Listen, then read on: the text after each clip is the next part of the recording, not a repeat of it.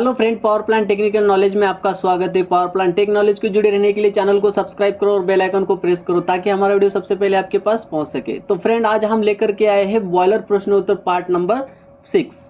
तो देर ना करते हुए वीडियो को स्टार्ट करते हैं। पिछले वीडियो में हमारा जो क्वेश्चन नंबर था वो 75 नंबर का क्वेश्चन था, अभी 76 नंबर का क्वेश्चन चल रहा है। हर एक वीडियो में हम क्या कर रहे हैं, 15 क्वेश्चन हम यहाँ पे क्वेश्चन के ऊपर डिस्कस कर रहे हैं। तो देखते हैं 76 नंबर वाला क्वेश्चन क्या बोलता है। What is the siphon pipe, यानी कि साइफन पाइप क्या होता है और बॉयलर में वो यूज क्यों करते हैं, किस लिए करते हैं, हम देखते हैं।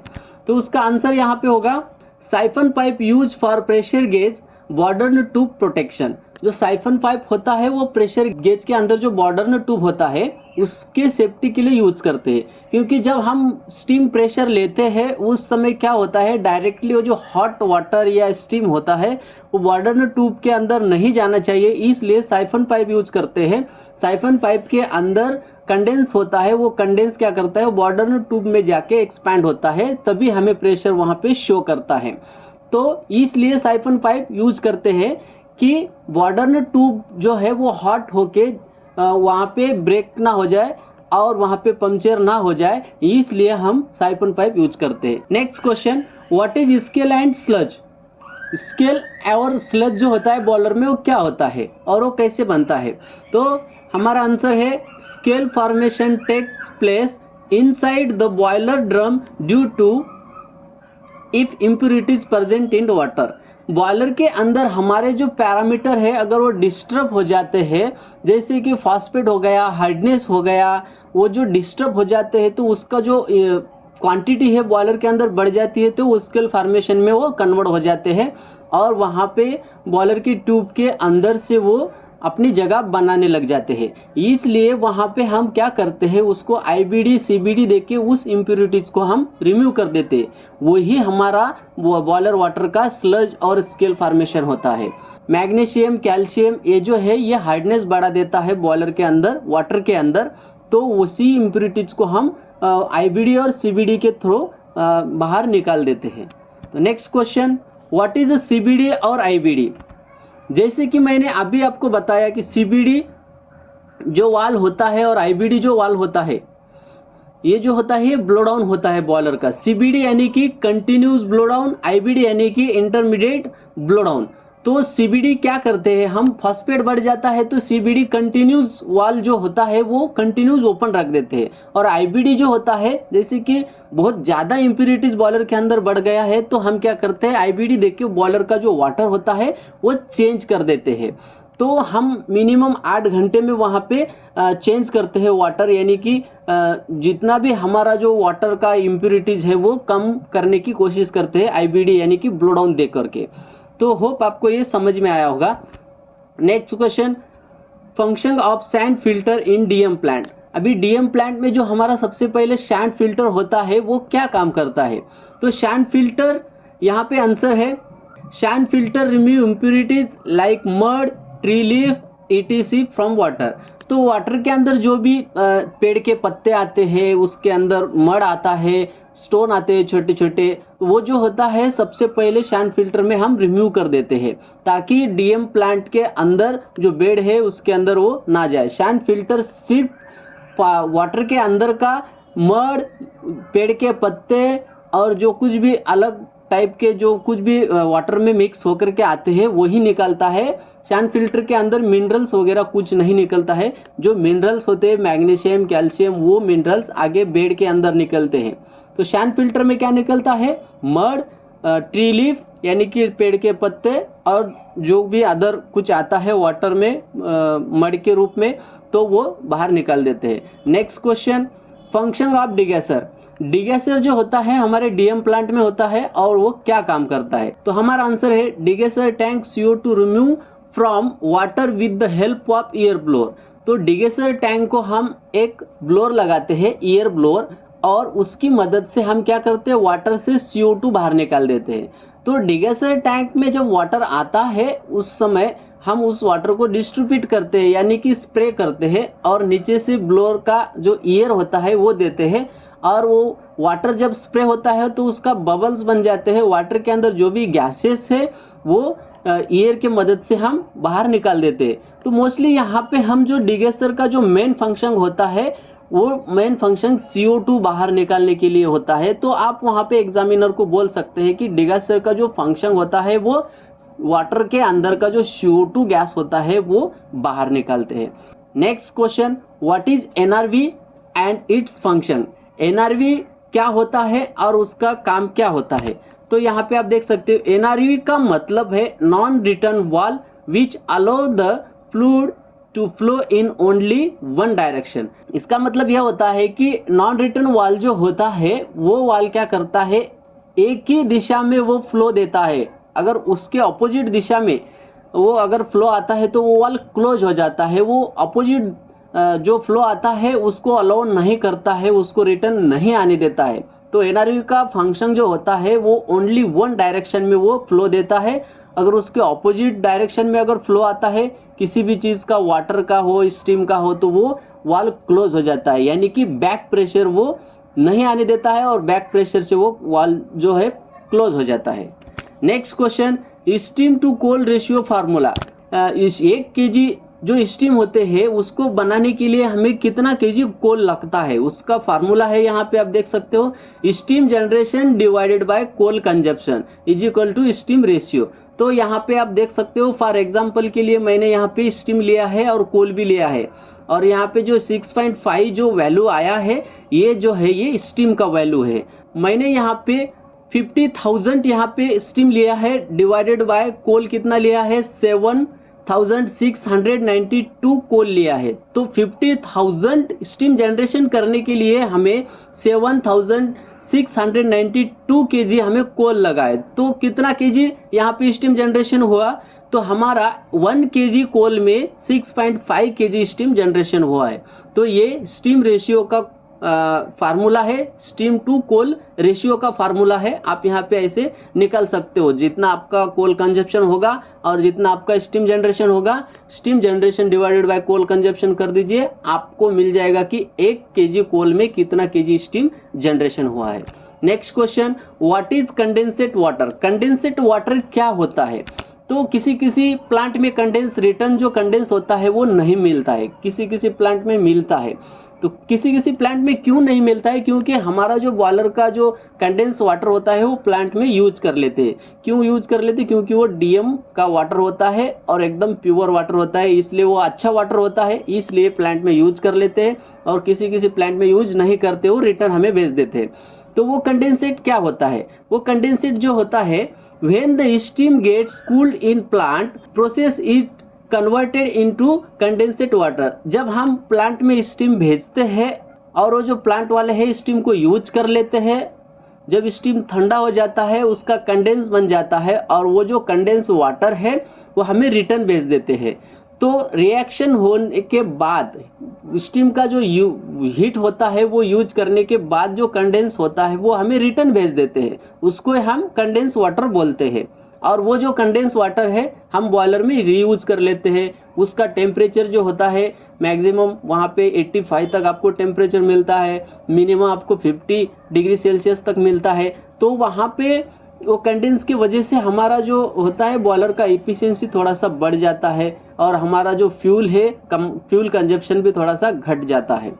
तो next question, what is makeup water of boiler. Makeup water boiler का क्या होता है, उसका आंसर है when the condensate water can not fulfil deaerated tank level then we have use to DM water for makeup the deaerated tank level.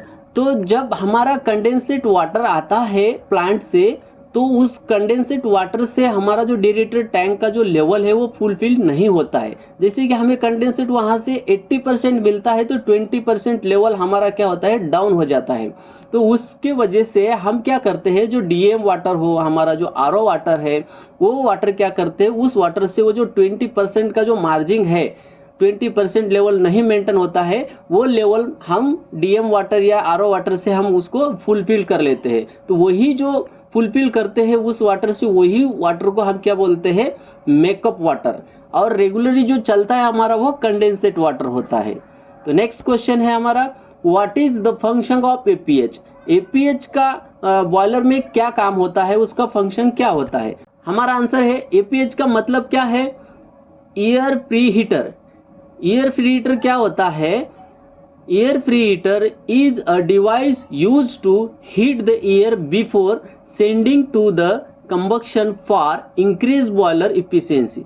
जब हम FD fan का जो एयर होता है वो कंबक्शन के लिए यूज करते हैं, तो वो जो एयर होता है हम अम्बाइंड एयर होता है हमारा, यानी कि एटमॉस्फेयर से हम एयर लेते हैं, तो उसका टेम्परेचर कितना होता है, मिनिमम वहाँ पे जितना अपना क्लाइमेट का टेम्परेचर होता है वही टेम्परेचर होता है, जैसे कि 28 से लेके 35 डिग्री सेल्सियस तक। तो उसका जो टेम्परेचर है हम एपीएच में राइज कर लेते हैं, यानी कि बढ़ा देते हैं। तो किसकी मदद से बढ़ाते हैं, हम एपीएच की मदद से बढ़ाते हैं। तो बॉयलर में से जो फ्लू गैस आउट होता है, वो जो फ्लू गैस है वेस्ट हीट है हमारा, तो वो वेस्ट हीट जो है हम एपीएच के थ्रू उसको रिकवर कर लेते हैं। और ये जो एयर है एफडी फैन का, कंबक्शन को भेजने से पहले हम उसको अगर हीट कर लेते हैं, तो वहाँ पे बॉयलर में ऑलरेडी हीट करके जो एयर जाती है, तो वहाँ पे हमारा थोड़ा सा फ्यूल जो कंजप्शन होता है वो कम हो जाता है। तो इसके वजह से क्या होता है कि हमारा बॉयलर का जो एफिशिएंसी कुछ अमाउंट में बढ़ जाता है। तो यहाँ पे बॉयलर का परफॉर्मेंस अच्छा होना चाहिए, फ्यूल कंजप्शन जो है वो अच्छा होना चाहिए, इसलिए हम एपीएच का यूज कर लेते हैं। और यहाँ पे हमारा जो हीट है, वेस्ट हीट जो है यहाँ पे रिकवर भी होता है। Next question, what is the function of shoot blower. Shoot blower का फंक्शन क्या होता है। हर एक बॉयलर में शूट ब्लोअर नहीं होता है, हाई प्रेशर बॉयलर में या लो प्रेशर बॉयलर में ऐसा नहीं होता है shoot blower. Shoot blower depend करता है फ्यूल के ऊपर, आपका फ्यूल कौन सा है, कोल है, बागैस है, ब्रिकेट है, वुड है। तो इसका आंसर है soot blowing is a process carried out to remove dust particle from boiler tube surface by using steam jet. तो शूट ब्लोअर क्या होता है, स्टीम के ऊपर चलता है। बॉयलर में जब ट्यूब के ऊपर डस्ट पार्टिकल बैठ जाते हैं फ्लू गैस के अंदर के, तो हम क्या करते हैं, उस डस्ट पार्टिकल को शूट करने के लिए, यानी कि उसको क्लीन करने के लिए शूट ब्लोअर का यूज करते हैं। और शूट ब्लोअर के अंदर क्या होता है, हम स्टीम छोड़ते हैं। वो जो स्टीम है, स्टीम ड्रम से भी ले सकते हैं, हम पीआरवी स्टेशन से भी ले सकते हैं, और सुपर हीटर का भी स्टीम हम उसको यूज कर सकते हैं। तो उस स्टीम का जेट हम बनाते हैं, उस शूट ब्लोअर पाइप को हम नोजल देते हैं, और उस नोजल के सहायता से हम क्या करते हैं, स्टीम छोड़ते हैं, और वो स्टीम क्या करती है, ट्यूब के ऊपर का जो पार्टिकल, डस्ट पार्टिकल होता है वो शूट कर देती है। Next question, which type of draft produce in the boiler. Boiler के अंदर कौन सा ड्रॉप हम यूज करते हैं। तो यहाँ पे आप देख सकते हो हमारा जो आंसर है, तो यहाँ पे आंसर है there are 2 types of draught in the boiler system. तो हम मोस्टली यहाँ पे जो यूज करते हैं बॉयलर के अंदर 2 टाइप का ड्रॉप यहाँ पे यूज करते हैं, जैसे कि फोर्स ड्रॉप और इंड्यूस ड्रॉप। फोर्स ड्रॉप यानी कि हमारा जो एफडी फैन होता है कंबक्शन के लिए, फ्यूल कंबक्शन के लिए यहाँ पे एफडी फैन का यूज करते हैं। और इंड्यूस ड्रॉप जो होता है वो बॉयलर के अंदर का जो भी फ्यूल कंबक्शन हुआ है उसका जो हॉट एयर जो है एटमॉस्फेयर में छोड़ने के लिए हम फैन का यूज करते हैं। यानी कि फोर्स ड्रॉप यानी कि क्या होता है, पॉजिटिव ड्रॉप होता है, और इंड्यूस ड्रॉप यानी कि निगेटिव ड्रॉप। फोर्स ड्रॉप यानी कि एफडी फैन, और इंड्यूस ड्रॉप यानी कि आईडी फैन। तो नेक्स्ट क्वेश्चन है हमारा, where is economiser installed in the boiler system. तो इकोनोमाइजर जो होता है बॉयलर में कहाँ पे इंस्टॉल करते हैं, उसका लोकेशन क्या होता है। कौन से भी बॉयलर में अगर इकोनोमाइजर इंस्टॉल करते हैं तो वो कहाँ पे फिक्स करते हैं इकोनोमाइजर। तो आपको यहाँ पे आंसर मिलेगा उसका, in the boiler system economiser is fitted at flue gas outlet of any boiler. तो कौन सा भी बॉयलर हो, आपका हाई प्रेशर हो या लो प्रेशर हो, अगर उसको इकोनोमाइजर है तो बॉयलर का जो मेन फ्लू गैस आउटलेट जो होता है वहां पे इकोनोमाइजर दिया जाता है। कौन से भी बॉयलर में, लो प्रेशर हो या हाई प्रेशर हो, बॉयलर का जहां पे आउटलेट होता है फ्लू गैस, उसी फ्लो के ऊपर वहां पे इकोनोमाइजर इंस्टॉल करते हैं। नेक्स्ट क्वेश्चन है, can we use Bisleri water to boiler.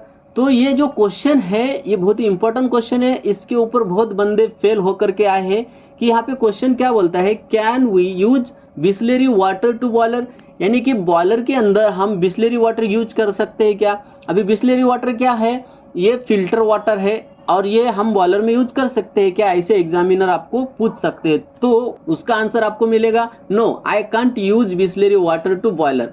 तो हमें वहाँ पे बोलना है कि हम बिस्लेरी वाटर को यूज नहीं कर सकते। क्यों नहीं कर सकते? क्योंकि उसके अंदर मिनरल्स होते हैं, और जो मिनरल्स होते हैं वही मिनरल्स हम निकालते हैं वाटर से, तो वो वहाँ पे हमें ऐड करके मिलते हैं बिस्लेरी के अंदर। तो बिस्लेरी वाटर हम बॉयलर को यूज नहीं कर सकते, सीधा आपको डायरेक्टली बता देना है।